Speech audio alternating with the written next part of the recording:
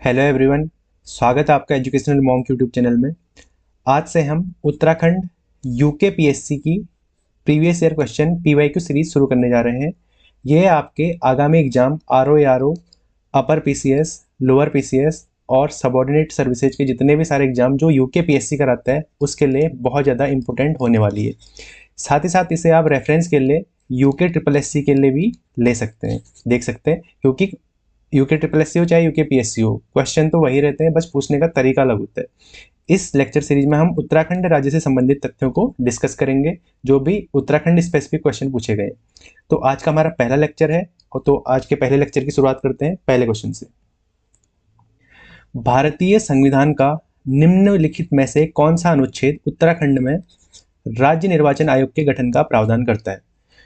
तो राज्य निर्वाचन आयोग जो है ये क्या कराता है, जो हमारे पंचायत के इलेक्शन होते हैं, पंचायत और म्यूनसिपालिटी यानी कि पंचायत और नगर पालिका के जो इलेक्शन होते हैं वो कौन कराता है? राज्य निर्वाचन आयोग कराता है, यानी कि स्टेट इलेक्शन कमीशन कराता है। और लोकसभा और विधानसभा के जो इलेक्शन होते हैं वो कौन कराता है? भारत का इलेक्शन कमीशन ऑफ इंडिया, यानी कि भारत निर्वाचन आयोग। ठीक है, तो इसमें देखते हैं कौन सा आर्टिकल बताता है, कौन सा अनुच्छेद बताता है। अच्छा, राज्य निर्वाचन आयोग जो है बेसिकली ये आपका पंचायत के लिए जो अनुच्छेद दिए गए हैं उनमें इसके बारे में वर्णन है। ठीक है, तो पंचायत के लिए जो अनुच्छेद दिए गए हैं वो कहाँ दिए गए हैं? भाग 9 में, संविधान के भाग 9 में अनुच्छेद 243 से 243 ओ तक क्या है, पंचायत के बारे में दिया गया है। तो देखते हैं सबसे पहले अनुच्छेद 324। अनुच्छेद 324 जो है ये आपके इलेक्शन कमीशन ऑफ इंडिया यानी कि भारतीय निर्वाचन आयोग के बारे में बात करता है, तो ये नहीं है। 243 कौ और 243 टॉ। कौ का मतलब होता है ए, ठीक है, 243 कौ या 243 ए, वहाँ पे इंग्लिश में मिल जाता है, आप देख सकते हैं, या तो आपको कौ खौ करके याद रख लो या ABCD करके याद रख लो, जैसे आपको सुटेबल लगता है। और 243 टॉ, टॉ का मतलब होता है, ये टॉ आता है आपका के या टॉ। ठीक है, तो 243 कौ में क्या है? 243 कौ में आपका ग्राम सभा के बारे में दिया गया है, तो ये भी हमारा नहीं होगा। 243 टॉ जो है इसका राइट आंसर है, यानी कि 243 टॉ या 243 के। तो इसमें आपको कौन कौन से आर्टिकल इंपॉर्टेंट याद रखने हैं? 243 ए या कौ, इसके बारे, इसमें किसके बारे में दिया गया है? ग्राम सभा के बारे में। दूसरा याद रखना है आपको 243 आई, या इसी को क्या बोला जाता है? झ। 243 आई या 243 झ, इसमें राज्य वित्त आयोग के बारे में दिया गया है, राज्य वित्त आयोग के बारे में दिया गया है। और 243 टॉ या 243 के में किसके बारे में दिया गया है? राज्य निर्वाचन आयोग के बारे में दिया गया है। तो ये आपको आर्टिकल पता होने चाहिए। और इलेक्शन राज्य वित्त आयोग जो है, भारत का जो वित्त आयोग है, उसके बारे में कौन से अनुच्छेद में, कौन से आर्टिकल में दिया गया है? अनुच्छेद 280 में। अगला क्वेश्चन देखते हैं। उत्तराखंड विधानसभा के निम्नलिखित अध्यक्षों को कालानुक्रम में व्यवस्थित कीजिए। तो जो विधानसभा अध्यक्ष हैं उनको याद करने के लिए एक तरीका मैं इस्तेमाल करता हूँ। तो उनको याद करने के लिए यह गोविंद की प्रेम ऋतु है, यह गोविंद की प्रेम ऋतु है, ये टेक्निक है, इससे मैं याद करता हूँ। अब ये कैसे काम करती है उसको समझते हैं, उससे पहले देखते हैं कौन कौन से अध्यक्ष रहे। तो राज्य गठन के बाद विधानसभा अध्यक्ष यानी कि राज्य में विधानसभा बनाई गई और उसका कुछ कार्यकाल है। तो पहले तो सबसे पहले तो क्या हुआ, अंतरिम विधानसभा, जो अंतरिम विधानसभा थी, उत्तर प्रदेश जो पुनर्गठन अधिनियम के तहत उत्तर प्रदेश से काट के उत्तराखंड को बनाया गया, तो जो अंतरिम थी उसके जो पहले अध्यक्ष थे वो कौन थे? प्रकाश पंत थे। ये कब से कब तक रहे थे? 2002 से 2002 तक। फिर 2002 के बाद 2002 में क्या हो जाते हैं? उत्तराखंड में विधानसभा चुनाव हो जाते हैं। प्रथम विधानसभा चुनाव कब हुए थे? ये भी क्वेश्चन बन जाता है। 14 फरवरी 2002 को हुए थे उत्तराखंड में विधानसभा चुनाव। फिर वहाँ से आप 5-5 साल आगे को बढ़ते रहिए। 2002 से 2007 पहला, 2007 से 2012 दूसरा, 2012 से 2017 तीसरा, 2017 से 2022 चौथा, और अभी कौन सी विधानसभा चल रही है? पांचवा कार्यकाल चल रहा है 2022 से लेके अभी तक का। अब इनको याद करने का तरीका जो है वो क्या बताया था मैंने? यह गोविंद की प्रेम ऋतु है, यानी कि प्रथम कौन हो गए? यशपाल आर्य। द्वितीय हो गए हरवंश कपूर। ये चुनाव के बाद की बात कर रहा हूँ। पहले अंतरिम जो थे वो कौन थे? प्रकाश पंत। ये आपको याद रखना है। यह गोविंद यानी गोविंद सिंह गुंजवाल तृतीय, चतुर्थ प्रेमचंद्र अग्रवाल, और पांचवी कौन है? पहली महिला ऋतु खंडूरी, जो अभी कंटिन्यू है। तो इसको याद करने का तरीका क्या है, यह गोविंद की प्रेम ऋतु है। य से यशपाल आर्य, ह से हरवंश कपूर, गोविंद से गोविंद सिंह गुंजवाल, की का कुछ सेंस नहीं है, प्रेम से प्रेमचंद्र अग्रवाल और ऋतु से ऋतु खंडूरी। तो अगर इसको हम सीक्वेंस में लगाएं तो सबसे पहले क्या आएगा, यशपाल आर्य आएगा। यशपाल आर्य के बाद कौन आएंगे, हरवंश कपूर, यानी कि 3 के बाद 1 आएगा। तो 3 1 2 4, यानी कि ऑप्शन नंबर सी हमारा राइट आंसर हो गया। अगला क्वेश्चन देखते हैं। उत्तराखंड में पंचायतों में महिलाओं को 50% आरक्षण कब प्रदान किया गया। पंचायती राज संशोधन विधेयक आया था 2008 में। उसी के तहत क्या हुआ था, पंचायतों में महिलाओं को 50% आरक्षण दिया गया था। तो इस क्वेश्चन का राइट आंसर क्या हो जाएगा, मार्च 2008 में। अगला क्वेश्चन देखते हैं। उत्तराखंड के प्रथम लोकायुक्त कौन थे। उत्तराखंड के जो प्रथम लोकायुक्त थे, ये डायरेक्ट फैक्ट है, यानी कि लोकायुक्त क्या करता है, राज्य में जो भी बेसिकली लोक सूचना अधिकारों के बारे में लोकायुक्त देखता है। ठीक है, लोकायुक्त अधिनियम बेसिकली भ्रष्टाचार ये सब चीजें, उसके बारे में ये सब चीजें देखते हैं। तो वो कौन होते हैं, लोकायुक्त होते हैं। तो उत्तराखंड के जो प्रथम लोकायुक्त थे ये कौन थे, न्यायमूर्ति SHA रजा। न्यायमूर्ति SHA रजा कौन थे, उत्तराखंड के प्रथम लोकायुक्त थे। ठीक है, अगला क्वेश्चन देखते हैं।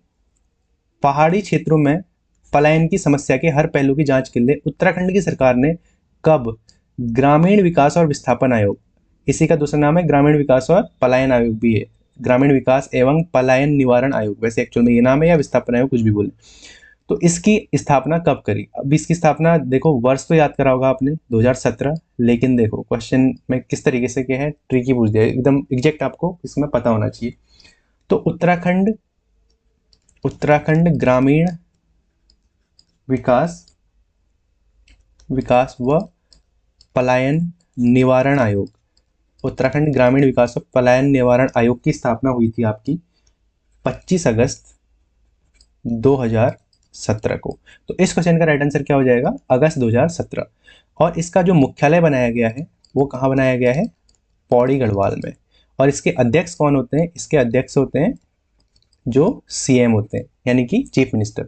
और इनकी जो पहली रिपोर्ट आई थी 2018 में प्रकाशित हुई थी, इसके अनुसार सबसे ज़्यादा पलायन जो हुआ है वो कहाँ हुआ है, पौड़ी गढ़वाल में ही हुआ है, जहाँ इसका मुख्यालय है वहीं सबसे ज़्यादा पलायन हुआ था, जो इसकी 2018 में रिपोर्ट आई थी। तो यानी कि बेसिकली जो पलायन को रोकने के लिए आयोग बनाया गया है। अगला क्वेश्चन देखते हैं। उत्तराखंड सेवा का अधिकार अधिनियम कब बना। उत्तराखंड सेवा का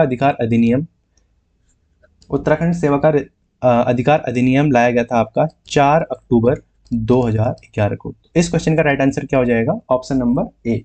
इस तरीके से एक आयोग प्रशासनिक सुधार के लिए बनाया गया था, उत्तराखंड प्रशासनिक सुधार आयोग। आप कमेंट सेक्शन में इसका गठन कब हुआ था, एक बार पॉज करके आंसर कीजिए। इसका गठन हुआ था 2006 में, ये भी इंपॉर्टेंट क्वेश्चन है। उत्तराखंड प्रशासनिक सुधार आयोग का गठन हुआ था 2006 में, और इसकी अध्यक्षता किसने करी थी, इसकी अध्यक्षता करी थी उस टाइम पे जो सचिव थे JC पंत जी की अध्यक्षता में उत्तराखंड प्रशासनिक सुधार आयोग का गठन किया गया था। ये किस लिए बना था, बेसिकली गवर्नेंस और गवर्नेंस में कैसे हम चीज़ों को बेहतर कर सकें, लोक प्रशासन और प्रशासन में नैतिकता के लिए इसने सिफारिशें दी गई थी। ठीक है, अगला क्वेश्चन देखते हैं। उत्तराखंड विधानसभा में अनुसूचित जनजातियों के लिए निम्न में से कौन सी सीटें आरक्षित हैं। जो उत्तराखंड की विधानसभा है उसमें 15 सीटें आरक्षित की गई हैं, जिसमें से 13 सीटें हैं SC के लिए और 2 सीटें हैं ST के लिए, यानी कि टोटल कितनी है, 15 सीटें हैं, 13 हैं SC के लिए और 2 सीटें हैं ST के लिए। SC मतलब अनुसूचित जाति और ST मतलब अनुसूचित जनजाति। तो जो जनजातीय क्षेत्रों के लिए 2 अनुसूचित जनजातीय क्षेत्र कौन कौन से हैं, एक तो है आपका चक्राता और एक है नानकमत्ता। ठीक है, तो ऑप्शन नंबर ए हमारा राइट आंसर हो जाएगा। चक्राता कहाँ पड़ता है, देहरादून में, और नानकमत्ता कहाँ पड़ता है, उधम सिंह नगर में। अगला क्वेश्चन देखते हैं। उत्तराखंड मानवाधिकार आयोग, मानवाधिकारों के हनन के लिए मानवाधिकार आयोग बनाया जाता है। तो उत्तराखंड मानवाधिकार आयोग जो बनाया गया था, ये बनाया गया था मानव अधिकार संरक्षण अधिनियम, भारत सरकार का आया था, मानव अधिकार संरक्षण अधिनियम आया था, उसके तहत बनाया गया था। ये कब आया था, एक क्वेश्चन तो यही बन जाता है। ये आया था आपका 1993 में। ठीक है, उसके तहत उत्तराखंड मानवाधिकार आयोग बनाया गया था और इस आयोग का गठन किया गया था। इसकी डेट आपको पता होनी चाहिए। देखो ऑप्शन कितने पूछे उसने, एकदम कंफ्यूजिंग वाले। ठीक है, डेट और ईयर सेम दे दिया है, बस आपको मंथ बताना है, तो एग्जैक्ट आपको पता होना चाहिए। ये बनाया गया था 13 मई 2013 को। 13 मई 2013 को उत्तराखंड मानवाधिकार आयोग का गठन किया गया था। और इसके पहले जो चेयरमैन थे वो कौन थे? उनका नाम था जस्टिस वीरेंद्र जैन, इसके क्या थे? पहले चेयरमैन थे। अगला क्वेश्चन देखते हैं।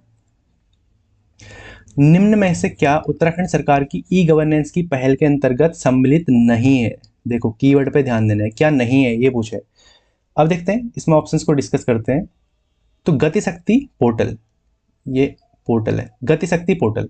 गति शक्ति पोर्टल जो है पीएम गति शक्ति, पीएम गति शक्ति जो 2019 के बजट में घोषणा की थी, ठीक है। पीएम गति शक्ति क्या है? इसके अंतर्गत क्या है, जो भारत सरकार, ये भारत सरकार के क्या है, जो विभिन्न आयोग हैं, जैसे भारत सरकार के प्रोजेक्ट चलते हैं ना, भारतमाला सड़क के लिए, ऐसे ही सागरमाला बंदरगाहों के लिए, उड़ान योजना, एयरपोर्ट, ये सब चीज़ों को मिला के एक कंबाइंड, इसके अंदर बहुत सारी मिनिस्ट्रीज हैं जो आपस में मिलके काम करती है। तो पीएम गति शक्ति के अंतर्गत क्या होता है, सेंटर और स्टेट मिलके काम करते हैं, यानी कि उत्तराखंड का भी गति शक्ति पोर्टल है। तो ये क्या है, ई गवर्नेंस के लिए। ई गवर्नेंस वही है, गवर्नेंस में सुधार के लिए, ठीक है। ई मतलब इलेक्ट्रॉनिक मोड से गवर्नेंस, जिससे मिनिमम गवर्नमेंट और मैक्सिमम गवर्नेंस की इसमें घोषणा की गई है, ठीक है। मिनिमम गवर्नेंस में कम से कम सरकार का हस्तक्षेप कम से कम हो और अधिक से अधिक उसका आउटपुट मिले। तो गति शक्ति पोर्टल क्या है, ई गवर्नेंस पहल में है, बिल्कुल सही है। दर्पण पोर्टल, दर्पण पोर्टल जो है ये भी क्या है, भारत सरकार का जो दर्पण पोर्टल है उसी को स्टेट में भी लागू किया गया है। इसके अंतर्गत क्या है, प्रोजेक्ट्स को रिव्यू किया जाता है, जो भी सरकारी काम होते हैं उसको रिव्यू करने के लिए दर्पण पोर्टल का यूज किया जाता है। ऐसे ही उन्नति पोर्टल है, उन्नति पोर्टल, और एक और आया था अपुर्णी सरकार, अपुर्णी सरकार पोर्टल और उन्नति पोर्टल, इसको एक साथ लॉन्च किया गया था, अपुर्णी सरकार और उन्नति पोर्टल को। इसके अंतर्गत 75 सेवाओं को घर से आप एक्सेस कर सकते हो। जैसे आपको कोई भी सर्टिफिकेट बनाने हैं, गवर्नमेंट सर्टिफिकेट बनाने हैं, तो उनको आप अपनी सरकार और उन्नति पोर्टल पर जाके, जैसे आपने अप्लाई करना है फॉर एग्जांपल बॉर्डर के लिए, डोमिसाइल के लिए, बर्थ सर्टिफिकेट के लिए, इन सेवाओं को आप यहाँ से ऑनलाइन अप्लाई कर सकते हो। इसके लिए अपनी सरकार और उन्नति पोर्टल लॉन्च किया गया था। ये कब लॉन्च किया था, ये एक क्वेश्चन ये भी बन जाता है, 2021 में ये लॉन्च किए गए थे। तो इस क्वेश्चन का जो राइट आंसर है वो क्या है, ये तीनों के तीनों गति शक्ति पोर्टल, दर्पण पोर्टल, उन्नति पोर्टल ई गवर्नेंस के लिए यूज किए जाते हैं। इस क्वेश्चन का राइट आंसर होगा संस्कार पोर्टल, इसका आंसर नहीं है, ठीक है। यानी कि ये हमारा क्या है, ई गवर्नेंस पहल के अंतर्गत सम्मिलित नहीं है। अगला क्वेश्चन देखते हैं, उत्तराखंड का सबसे बड़ा हिमनद कौन सा है? उत्तराखंड का जो सबसे बड़ा है, उत्तराखंड में बहुत सारे हिमनद है, ठीक है, लगभग 250 के आसपास हिमनद है उत्तराखंड में। तो उत्तराखंड का जो सबसे बड़ा हिमनद है, यानी कि दो तरीके से होता है, एक तो गढ़वाल का, एक कुमाऊं का, और एक पूरे उत्तराखंड का। अगर सिर्फ पूरे उत्तराखंड की बात करें तो गंगोत्री क्या है, पूरे उत्तराखंड का सबसे बड़ा हिमनद है। साथ ही साथ गंगोत्री कहाँ पड़ता है आपका, उत्तरकाशी में, तो ये गढ़वाल का भी सबसे बड़ा है। और कुमाऊं का सबसे बड़ा बात करें, सिर्फ कुमाऊं में जो है वो है आपका मिलम। लेकिन अगर कुमाऊं और गढ़वाल में अगर कंबाइंड देखें तो सबसे बड़ा गंगोत्री है, और सेकंड नंबर में जो आता है वो आता है आपका पिंडारी ग्लेशियर, या ठीक है। पिंडारी ग्लेशियर जो है आपका, ये आपका पड़ता है चमोली और बागेश्वर में पड़ता है, यानी कि कुमाऊं और गढ़वाल दोनों में आ जाता है, तो इसलिए ये क्या है, सेकंड नंबर में है। लेकिन कुमाऊं का सबसे बड़ा पूछा जाएगा तो मिलम में, मिलम कहाँ पड़ता है आपका, पिथौरागढ़ में पड़ता है। तो इस क्वेश्चन का राइट आंसर क्या हो जाएगा, गंगोत्री हमारा राइट आंसर हो जाएगा। अब साथ ही साथ हिमनद को थोड़ा सा और समझ लेते हैं, कौन कौन से कहाँ है। यहाँ पे मैंने मैप लगा रखा है, इसमें देखते हैं कौन कौन से इंपॉर्टेंट ग्लेशियर कहाँ कहाँ पाए जाते हैं, या हिमनद कहाँ पाए जाते हैं। तो सबसे पहले उत्तरकाशी से स्टार्ट करते हैं।